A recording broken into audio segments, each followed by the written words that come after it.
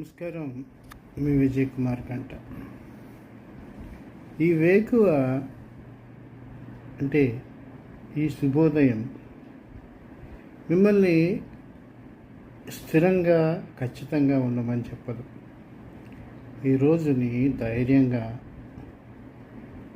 ముందుకు అడుగులు వేయమని మాత్రమే ప్రబోధిస్తుంది. ఇది ఓ రచయిత చెప్పినటువంటి విషయం. నిజమే, ప్రతి పొద్దు చాలా ఆశలతో లెగుస్తాం. ఇవాళ ఎలాగా అని కంగారు పడుతూ ఉంటాం.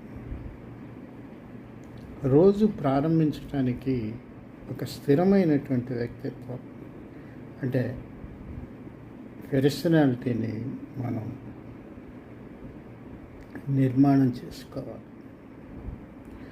ఇందుకు మనకి ప్రార్థన ఉపయోగపడుతుంది. చాలా సందర్భాల్లో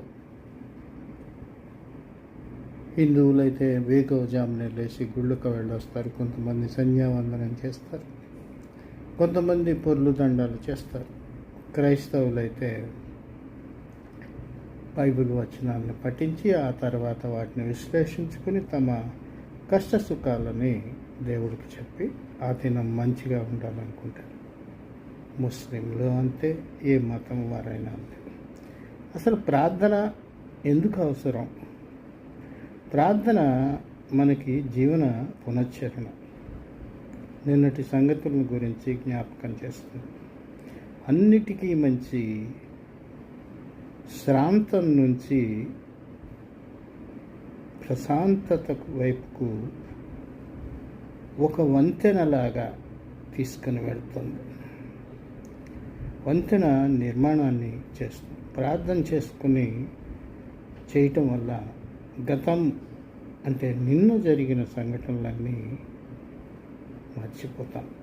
అప్పటి వరకు ఉన్నటువంటి శాంతం అంటే అన్రెస్ట్ లేదా అశాంతిని